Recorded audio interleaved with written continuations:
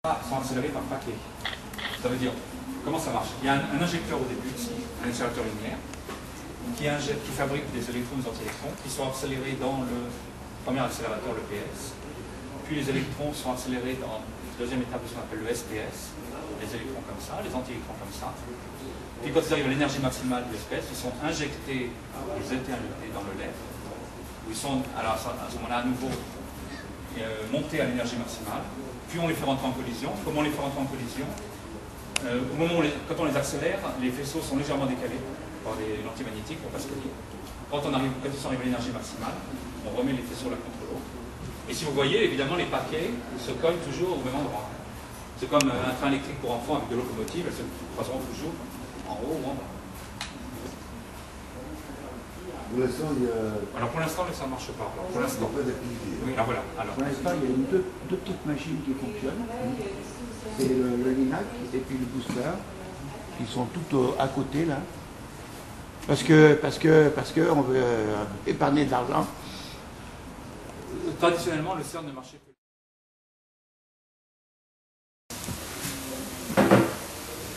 Je savais pas que ça allait faire bouillir avec ça.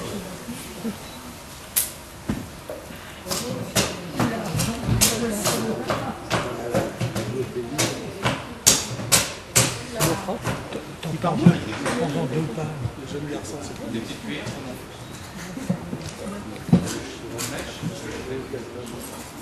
Ah, mais ils ont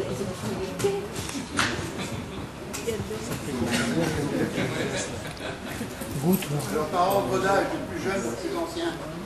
Tiens. Ouais, c'est bon. Voilà.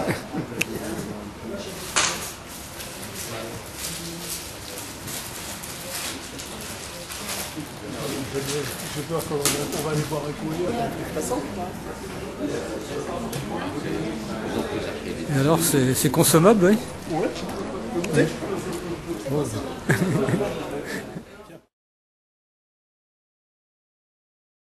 Parce que je ne sais pas où je suis, là, je ne sais pas pourquoi c'est fermé. Bon, tant pis.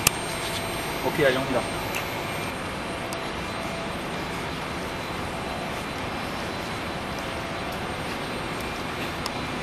Bon, je vous amène ici parce que c'est l'endroit où je travaille. Ce que vous voyez là en cours de montage, c'est un 12e d'une des roues, 30 degrés. Donc, ce que vous voyez ici, ce sont les supports. Ouais, c'est ça, un 30 degrés d'attaque. Construit, donc vous en montrerez des vrais tout à l'heure, vont s'installer dessus. Bientôt, cette roue va se mettre, ce morceau de tarte va se mettre vertical. Les techniciens vont installer les détecteurs, les relier le gaz. Donc on doit toutes les semaines délivrer un truc comme ça. Vous êtes combien à travailler dessus? On est combien la question, ça veut dire quoi?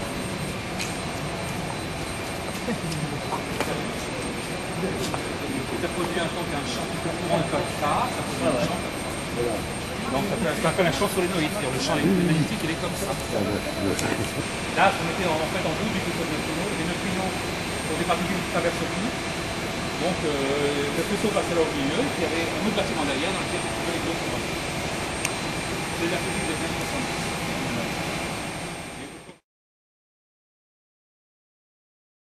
70. Le refroidir au sens espace de phase, vous avez tous la même vitesse et la même direction. L'idée pour les refroidir, c'est l'idée géniale de Roubiat et son ingénieur qui s'appelait Van der Meer, qui ont eu le prix Nobel de physique pour ça. Ce qu'on appelle le refroidissement stochastique. Chaque antiproton fabriqué est suivi à la trace Alors, on va déplacer ça. Ce que je vais faire, je vais peut-être. J'ai fait ça en senseur pour le. On va essayer de regarder la vue. Oui, non, mais c'est juste pour enlever les flèches. Ah, on ne peut pas. C'est un peu. Ouais, je sais. Tu me donnes les coordonnées de la Lune, c'est où? Hein? Tu me donnes les coordonnées de la Lune. Ah, ça ne m'aidera pas parce que les codeurs sont pas initiés NASIX ici qui est sur le côté, avec un miroir qui peut basculer. Et c'est donc ici qu'on mettait soit un photomètre, soit sinon le départ des fibres optiques qui allaient sur Coravel justement. Alors un spectro comme Coravel était en sous-sol, hein, comme Coralie ou Elodie qui cherchent des planètes.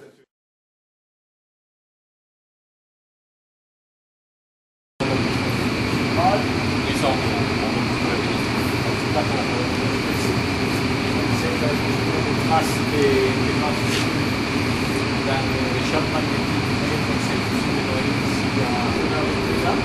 Et ça, à cause de ça, on a 150 millions d'éléments.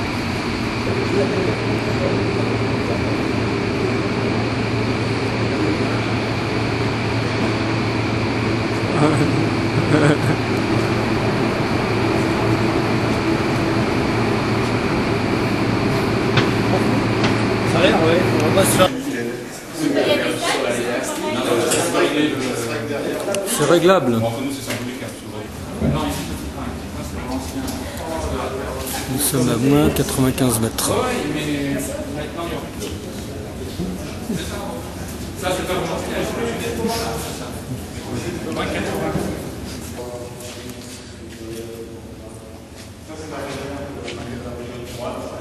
Là, on regarde vers le Jura.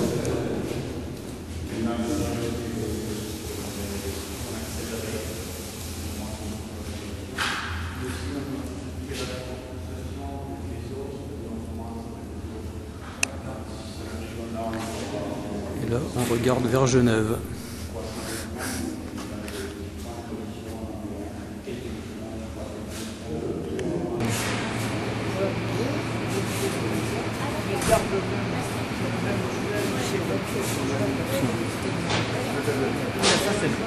Voilà les premiers électroaimants. Incroyable. Ah oui, c'est des sacrés morceaux. C'est les Espagnols qui font ça, il paraît. Voilà, donc ça, c'est les bobines. C'est une des bobines qu'on avait vues hier.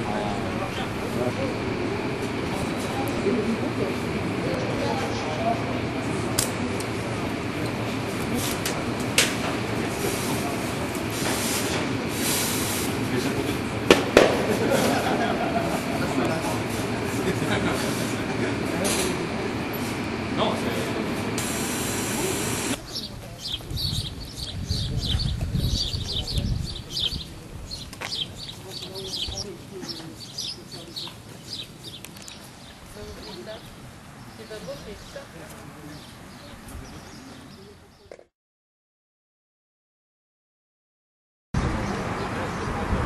Vevey.